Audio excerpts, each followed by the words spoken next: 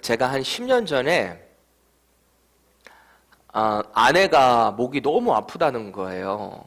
약도 먹고 이것저것 다 먹었는데도 낫지를 않아요. 그때 당시에 뭐 학생 때였으니까 마땅한 보험도 없고 병원에 가자니 너무너무 비싸고, 그러다가 어떻게 우여곡절 끝에 한국인 의사가 있는데 거기 가면 뭐 가정의학과였어요. 가면 그래도 좀 나름 할인도 해주고 뭐 그런다더라. 그래서 거기를 큰맘 먹고 아내를 데리고 갔습니다. 의사 선생님을 딱 보니까 나이가 지긋하신 한 80, 70한 중반 정도 되신 분이셨는데, 그분이 이제 제 아내의 목을 이렇게 보더니 이렇게 보세요 이렇게 보더니 뭐 별거 아니네, 염증이네, 뭐 그냥 약 지어 먹으세요 이러시는 거예요. 그래서 그래 약 먹으면 되겠구나 싶어서 이제 처방전을 받고 이제 돈을 페이를 했습니다. 진단비가 그 한마디 하시고 80불 받으시더라고요. 그리고 약을 샀는데 약이 또 한 40불 정도 됩니다. 그래서 순식간에 120불이 날아가더라고요. 우리 학생들도 경험하시겠지만 학생 시절에 120불이 얼마나 큰 돈이에요? 또 10여 년 전이니까 그 돈의 값어치도 지금보다는 훨씬 더 셌겠죠. 그러다가 한국에 갈 일이 있어서 아무리 그 약을 지어준 걸 먹어도 안 낫는 거예요. 그래서 한국에서 병원을 이제 아내가 가게 됐는데 의사가 딱 진단을 하는 것이, 검사를 하고 난 이후에 염증이 아니고 이 목에 염증이 있는 게 아니라 위에 염증이 있는 거래요. 그래서 그 병명이 역류성 식도염이었어요. 그러니까 위산이 계속 역류를 해서 이 목 쪽에 염증이 생겼는데, 그냥 단순히 목에 염증이 생겼다고 항생제를 지어줬으니 먹어도 낫지를 않고 오히려 위가 더 고장났습니다. 그때 나중에 알고 보니까 그 의사 선생님이 어떤 교회 장로님이라고 그러던데 얼마나 야속하던지. 진단을 어떻게 하느냐가 그렇게 중요해요. 군대에서 어떤 사고가 크게 터지게 되면은 그것에 대한 진상 규명을 하기 위해 어떤 사고 전담팀이 꾸려지게 되어 있습니다. 교회도 마찬가지예요. 교회도 어떤 사고가 터지거나 일이 터지게 되면 그 해결책을 위해서 뭐 운영위원회나 긴급 총회가 소집되기 마련이죠. 우리 인생도 마찬가지 아닐까요? 어떤 영적인 어려움에 처하게 됐을 때는 도대체 이게 어디서부터 이렇게 문제가 터졌는지 그것을 잘 진단할 필요가 있습니다. 물론 제가 지금 말씀드리는 거는 인생에 어떤 어려움이 닥쳤을 때 다 우리가 뭔가를 실수해서 죄를 지어서 그것이 왔다라고 제가 말씀드리는 건 아니에요. 하지만 그럼에도 불구하고 우리가 영적으로 뭐가 잘못된 건 없는지 진단해 볼 필요는 있는 거죠. 중요한 것은 하나님 앞에서 철저하게 겸손한 자세로, 하나님, 제가 지금 이 문제에서 해야 될 것이 무엇인가요? 하나님께 아뢰는 자세가 필요한 거죠. 그래서 자꾸 영적인 진단을 해야 하는 거예요. 오늘부터 우리가 보게 될 호세아 4장부터 이제 마지막 장인 14장까지는 호세아가 이제 어떤 설교의 형태를 가지고 하나님의 메시지를 선포하고 있어요. 총 9편의 설교가 진행이 될 텐데 오늘이 그 첫 번째 설교가 됩니다. 지난 3장까지는 하나님께서 호세아를 부르시고 다른 선지자들과는 좀 특별한 컬링이 있었죠. 그래서 음란한 여인을 만나서 그와 결혼을 해서 음란한 자식들을 낳아라. 그래서 그 삶을 통해 하나님의 마음이 이스라엘, 북이스라엘 백성들에게 선포가 됐었어요. 이게 내 마음이다. 너희들이 가늠하는, 날마다 가늠하는 영적인 그 창녀의 역할을 하고 있구나 라는 것을 호세아의 삶을 통해서 드러냈죠. 그런데 이제 오늘부터는 직접적인 설교 말씀이 선포되고 있는 거예요. 제가 누차 말씀드리지만 하나님의 말씀은 구약시대든 신약시대든 지금도 변함없이 저와 여러분들을 향한 하나님의 음성임을 믿으시기 바랍니다. 그래서 오늘 말씀을 통해서 우리의 마음 가운데 하나님의 말씀이 깊이 새겨지기를 원합니다.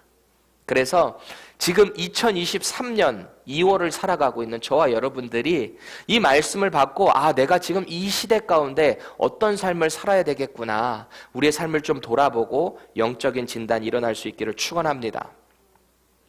본문 1절 말씀을 다시 보세요. 여기 보면은 독특한 표현이 사용되고 있거든요. 보면 여호와께서 이 땅 주민과 논쟁하시나 그래요. 여러분들 이 표현을 볼 때 어떤 마음이 드세요? 하나님이 이 땅 주민하고 논쟁이나 하고 계실 분이세요?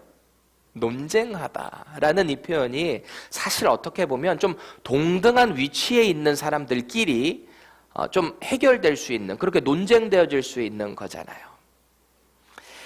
여기서 논쟁하다라는 말은 누군가와 싸운다라는 표현입니다. arguing 하는 거예요. 그런데 그 표현이 왜 창조주 하나님과 피조물인 인간 사이에서 이 일이 가능하게 되는 것인가? 왜 이런 표현이 굳이 여기서 되고 있는 것인가 말이죠. 이 논쟁하다라는 히브리어 단어를 보면은 리브라고 하는 단어인데요.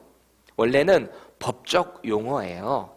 그래서 누군가를 기소하다라는 뜻이 여기 리브로 번역된 단어입니다. 기소하다.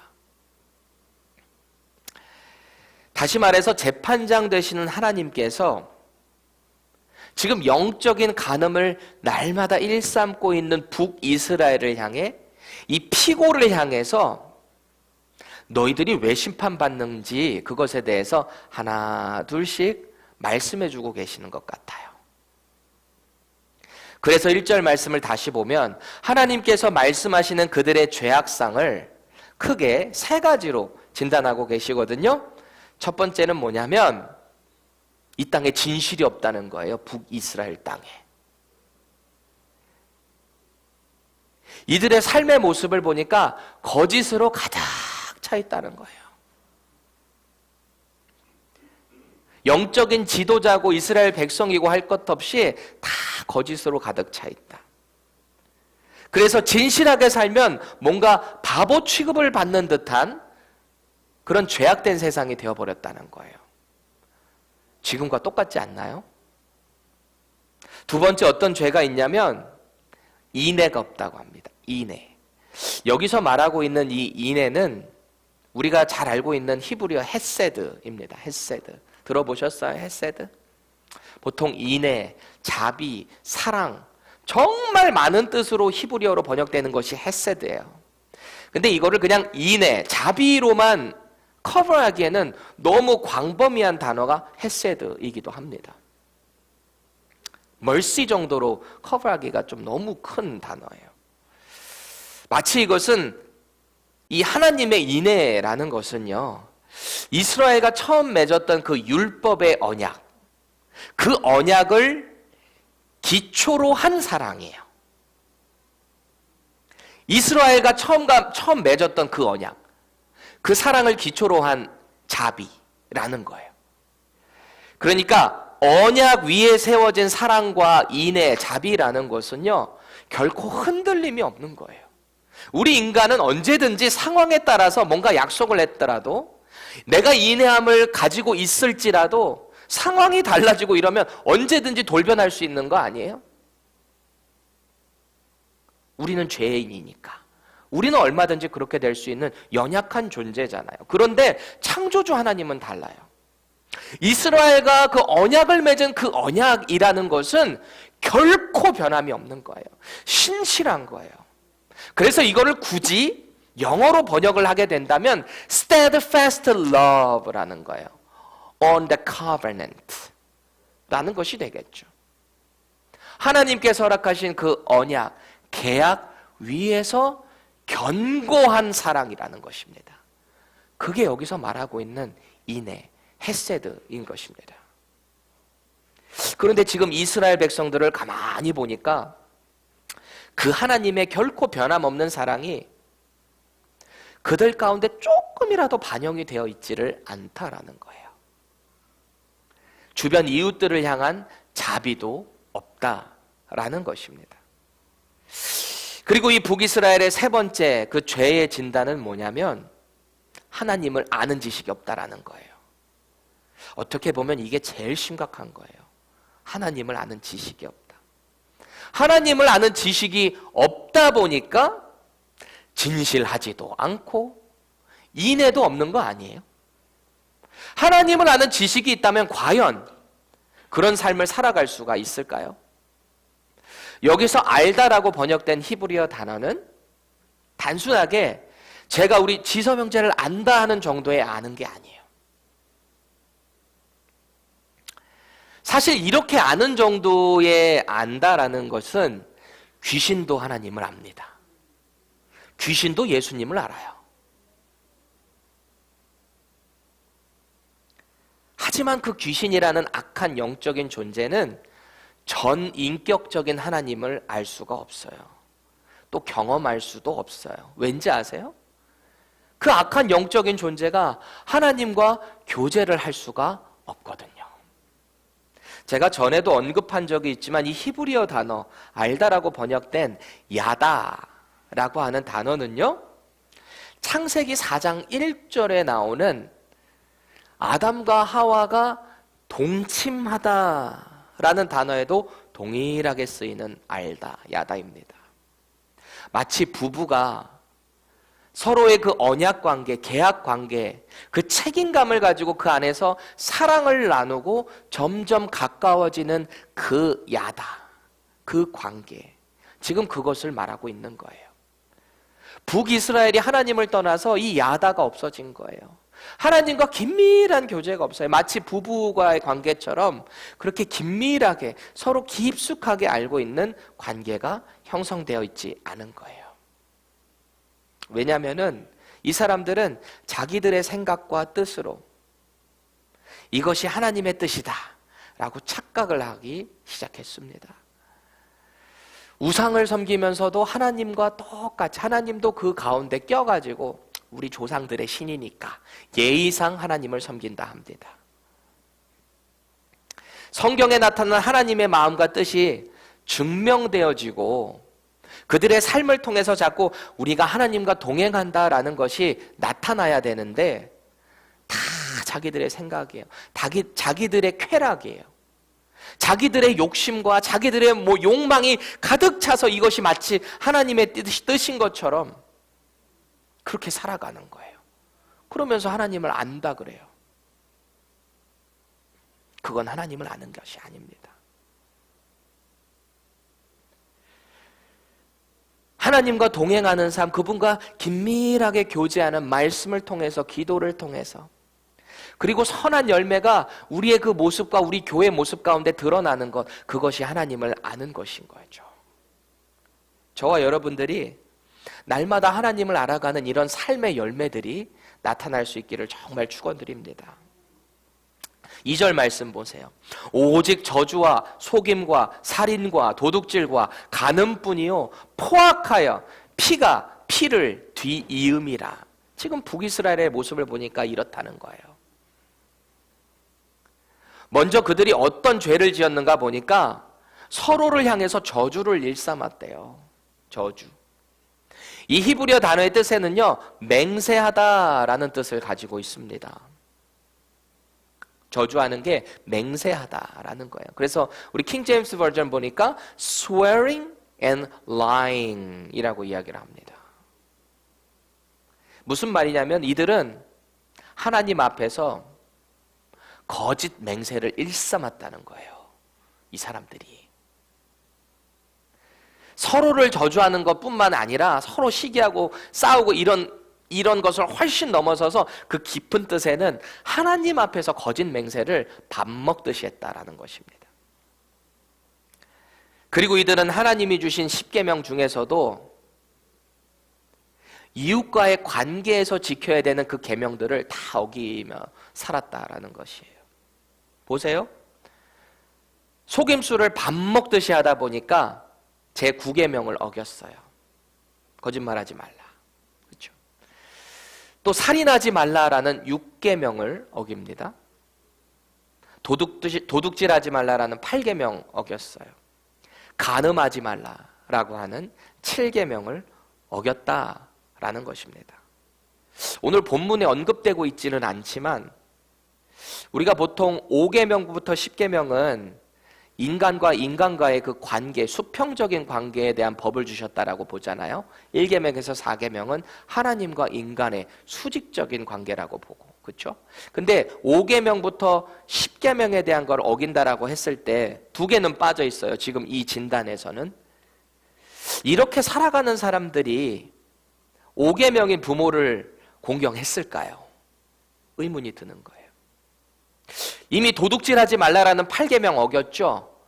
그런데 10계명에서 이웃의 집을 탐하지 말라라는 것을 깊이 들어가면 이웃의 아내나 이웃의 남편이나 종이나 가축이나 그런 거 탐하지 말라고 하는데 이미 도둑질한 사람들이 이 10계명 어기는 거 당연한 거 아니었겠어요? 말 안 해도 비디오죠. 이 사람들이 어떤 삶을 살았는지. 지금 이들의 삶을 보면 하나님을 아는 지식이 없다 보니까 하나님을 전혀 두려워하지 않습니다. 그래서 3절 보세요. 정복하고 다스리라라고 주신 땅과 실질적인 땅과 동물들에게도 그 화가 임할 거래요. 인간 때문에. 인간의 타락으로 자연계마저 파괴된다라는 것입니다. 하나님께서 처음부터 이 땅 가운데 홍수, 지진 이런 것들을 허락하셨을까요?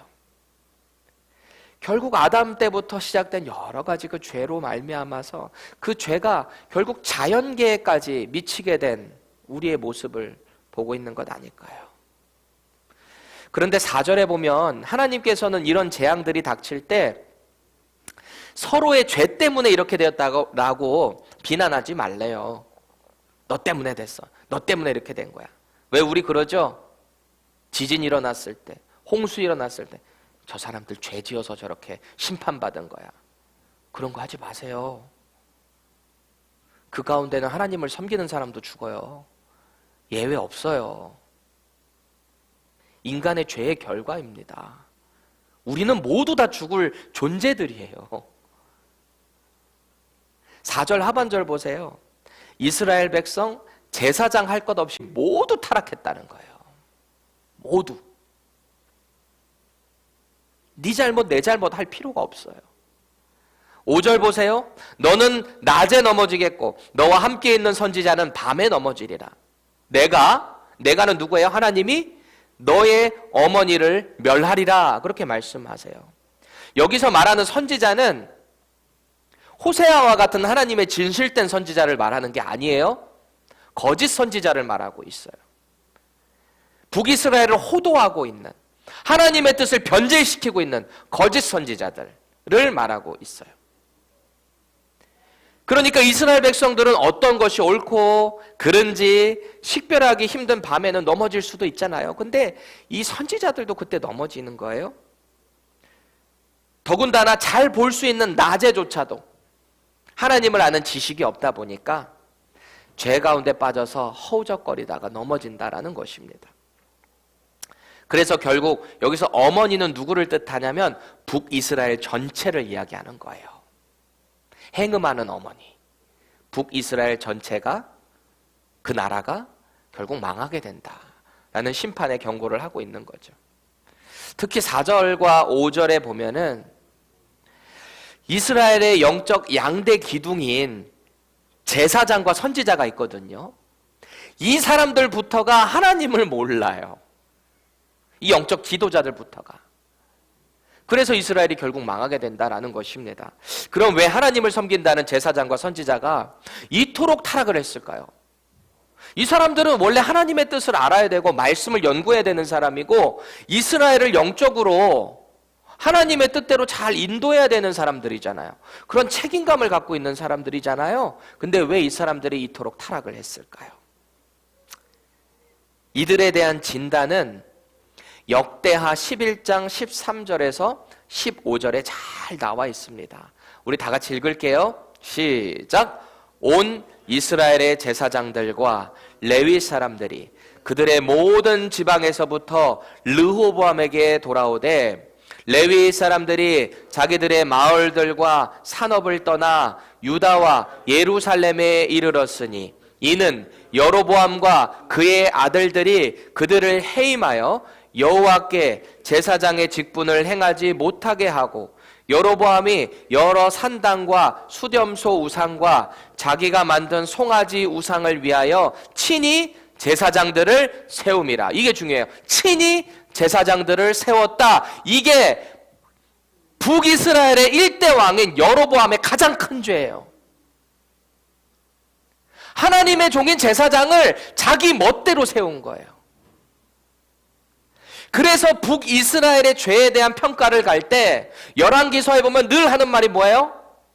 누구누구 왕이 여로보암의 죄에서 떠나지 아니하였더라. 죄에 대한 평가의 기준이 되는 저주를 받은 거예요. 이 여로보암 왕이, 1대 왕이. 지금 이 북이스라엘 호세아가 활동했던 여로보암 2세 왕은 14대 왕이거든요. 13대 왕인가요? 갑자기 헷갈리네요. 이 왕도 마찬가지예요. 나라가 흥왕하면 흥왕할수록 더 하나님을 떠나서 거짓 선지자들의 말을 듣고 하나님의 뜻을 알지 못하고 나라가 흥청망청 죄의 나락으로 빠지는 일에 앞장을 서는 일을 하는 거예요.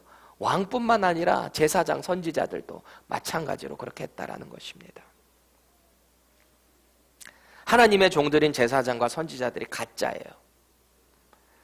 그러니까 이스라엘의 영적 리더들이 바로 서지 못했잖아요. 그러니까 이스라엘 전체가 망하는 건 시간 문제죠. 왜요? 하나님을 아는 지식이 없어서. 실제적으로 BC 721년에 아수르라는 나라를 통해서 이 예언이 그대로 성취가 됩니다. 이들 싹 끌려가요. 죽거나 다 모조리 끌려가고 그곳에 온갖 이 아수르의 이방 민족들이 가득 차고 힘없고 천한 자들만 거기에 남아서 혼혈 민족이 생긴 게 바로 사마리아인들입니다. 훗날에. 그러니까 남유다 사람들이 볼 때 이방인보다 못한 혼혈 민족이 된 게 사마리아인들이라는 거예요. 그래서 6절 말씀 다 같이 함께 읽겠습니다. 시작. 내 백성이 지식이 없으므로 망하는도다. 내가 지식을 버렸으니 나도 너를 버려 내 제사장이 되지 못하게 할 것이요 내가 내 하나님의 율법을 잊었으니 나도 내 자녀들을 잊어버리리라. 얼마나 무서운 말씀인가요? 하나님은요 아브라함과 맺으신 그 언약 때문에 이스라엘을 영적인 제사장이 되겠다라고 약속하셨잖아요. 근데 지금 이 북이스라엘은 거기서 제외가 되는 거예요. 하나님을 아는 지식으로부터 자꾸 멀어지고 죄를 짓다 보니까 이스라엘이 더 이상 제사장 나라로서의 역할을 감당하지 못할 것이다 라는 것입니다. 또 하나님께서 주신 율법을 바로 지키지 못했기 때문에 하나님께서는 이 북이스라엘이라는 나라를 하나님의 자녀로 더 이상 생각하지 않겠다라는 것입니다. 그래서 호세아의 셋째 아들 이름이 뭐였다고요? 로암미, 내 백성 아니다. 버리겠다. 얼마나 무서운 말이에요. 이 말씀이 지금 저와 여러분들에게 적용이 된다면, 만약에 그렇게 된다면 지금 우리가 이렇게 모여서 기도하고 말씀 듣고 우리가 예배하고 그렇게 하나님을 섬긴다고 하지만 하나님이 우리 모르시겠다고 하겠다는 거예요. 하나님을 아는 지식이 없는 가운데 계속 그렇게 나아가게 된다면, 지금 그렇게 한다는 얘기가 아니고요. 얼마나 무서운 말이에요. 하나님을 아는 지식이 없어지면요 점점 죄 가운데 담대해집니다. 내가 지금 하고 있는 행동이 마치 하나님의 뜻이다라고 착각하기도 합니다. 말씀 가운데 살아가지를 못합니다. 점점 죄의 나락으로 떨어지게 되는, 타협을 하게 되는 것이 바로 하나님을 아는 지식으로부터 멀어지게 될 때 나타나는 현상이에요. 제가 계속해서 이 호세아 선지서를 묵상을 하면서 또 이렇게 수요일마다 말씀을 우리 사랑하는 성도들과 나누면서 마음에 조금 부담감은 있더라고요. 이렇게 지치고 힘들게 수요일 날 나오는데 나올 때마다 내가 너 버리겠다, 긍휼을 베풀지 않겠다, 심판하겠다 이런 메시지가 선포될 때 우리 성도들이 어떤 마음을 갖게 될까? 저도 힘과 용기를 주는 말씀만 계속 전하고 싶지만 어찌됐든 제가 이 수요 말씀 모임을 준비하면서 호세아의 말씀을 나눠야 되겠다라고 마음을 받았던 것은 하나님의 뜻이 있지 않았을까요? 이 선지서도 하나님의 사랑의 말씀임을 우리는 기억해야 돼요. 심판하시겠다라고 하는 것은 회개하고 돌이키라는 거잖아요. 돌이키기만 하면 내가 받아주겠다. 내가 용서하겠다. 말라기 선지자를 통해서 뭐라고 말합니까? 지금 이렇게 힘들고 어려울지라도 하나님의 그 회복이 임하는 그때, 하나님의 그 치유의 광선이 바라는 그때, 마치 외양간에서 나온 송아지가 뛰는 것처럼 그런 회복을 너희들에게 허락하겠다라는 것이죠. 여러분, 우리는 이 패역한 세대를 바라보면서 정확한 영적인 진단을 내려야 돼요. 하나님을 알되 바로 알아야 합니다. 말씀의 근거에서 알아야 되는 거예요. 아무리 기도 오래 하고 기도 가운데 하나님의 마음이 막 자꾸 내게 임한다고 해서 그거 다 하나님 마음 아닐 확률이 더 커요. 말씀에 근거해야 돼요. 얼마나 많은 거짓 선지자들이 지금 이 시대 가운데 있는지 몰라요. 말씀이 아니라 자꾸 자기의 경험적인 것으로 하나님의 뜻이라고 착각하는 사람들이 얼마나 많은지 몰라요. 여러분, 유튜브 특히 조심하세요. 하나님의 말씀에 근거해서 성도의 교제 가운데 그 뜻을 날마다 이뤄나가야 하는 거예요. 이것이 바로 저와 여러분들을 향한 하나님의 영적 진단이 되어야 하는 것입니다. 정말 시급한 진단이에요. 무엇보다 사람이 아닌 여호와 하나님 한 분만 경외하는 관계로 나아가야 하는 거예요. 지금 당장 내가 의지하고 믿는 것이 하나님께서 정말 내게 허락하신 것인가? 그것을 말씀을 통해서 자꾸 비춰봐야 돼요. 아니면 내 의지인가? 내 경험인가? 혹은 세상에서 내가 추구하는 것들인가? 진단을 자꾸 내려야 돼요. 그래서 내가 고쳐야 될 부분이 말씀을 통해서 자꾸 이렇게 드러나게 된다면 어떻게 해야 될까요? 하나님께 올려드려야죠. 하나님, 제가 지금 이런 영적인 진단을 했는데 말씀을 통해서 이게 자꾸 저의 마음의 찔림으로 오네요. 근데 저는 할 수가 없어요. 하나님, 제가 어떻게 해야 될까요?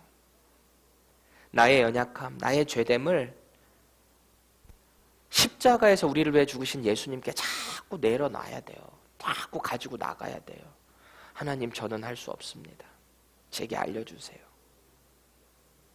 그럴 때 우리는 하나님을 아는 지식으로 말씀을 통해서 자꾸 깨닫게 되고 알아지게 되는 것입니다.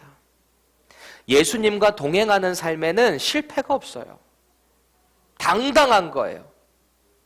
말씀 가운데 언제나 삶의 열매들이 나타나는 거예요. 복음으로 날마다 세워지는 것입니다. 분열이 일어나는 게 아니에요. 저와 여러분들의 매일이 이런 영적인 승리를 날마다 선포할 수 있기를 축원합니다.